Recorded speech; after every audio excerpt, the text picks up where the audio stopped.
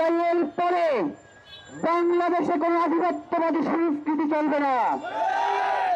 শাপলার পরে বাংলাদেশে কোনো আধিপত্যবাদী সাংস্কৃতিক কর্মকাণ্ড কায়েম করতে দেওয়া হবে না। বাংলার কৃষক কোনদিন ইলিশ মাছ দিয়ে পান্তা ভাত খাইতে পারে নাই, তার জীবনে সে কোনদিন ইলিশ মাছ কিনতেই পারে নাই।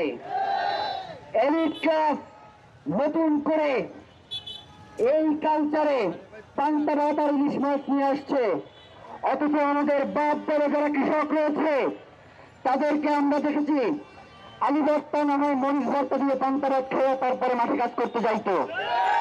সর্বোচ্চ যদি কোনো কিছু থাকতো তাইলে একটা ডিম বাজার। ইলিশ মাছ বাংলাদেশের এই কৃষকের পয়লা বৈশাখের সংস্কৃতি হইল কেমনে? যে কৃষক কোনোদিন ইলিশ মাছ কিনতেই পারে না।